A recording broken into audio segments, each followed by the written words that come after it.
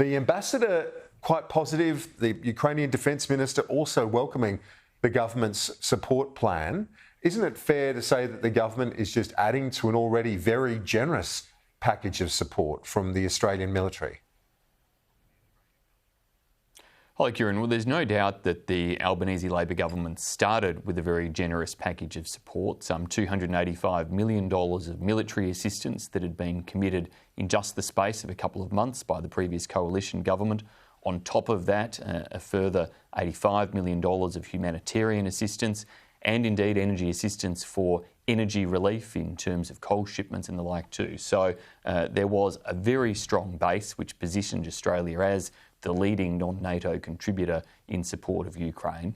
But since then, we've seen a slower movement from the Albanese government, and indeed the package announced today has been one that not only the opposition but many other parties have called for quite some months.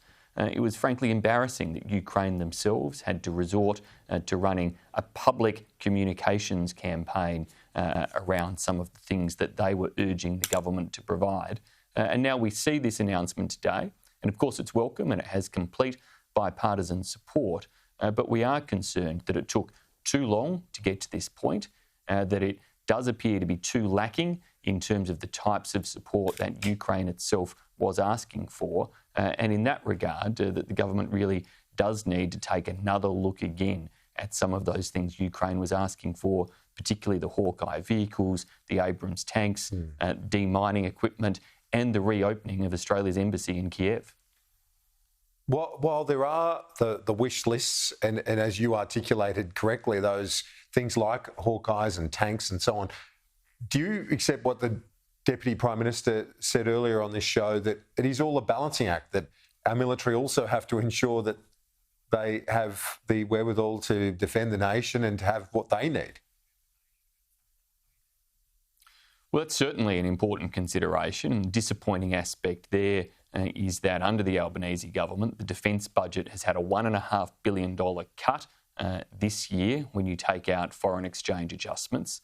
It's got $1.8 billion worth of further unidentified cuts and savings that they have to find to meet budget targets.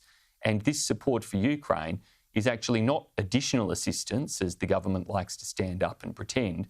It is simply taking resources from within the existing defence budget.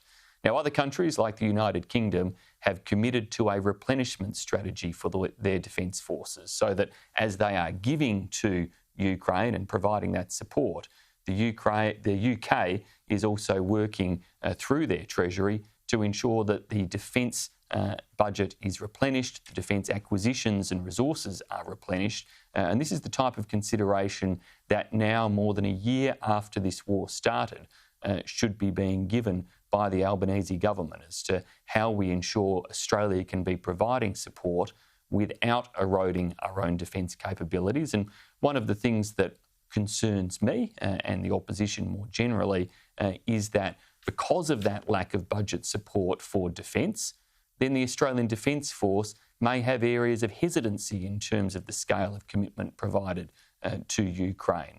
Whereas if they weren't facing these budget cuts and budget pressures, if there was instead a commitment to replenishment, and then you might see a more open mind, greater levels of support in terms of delivering upon more of Ukraine's actual requests of Australia.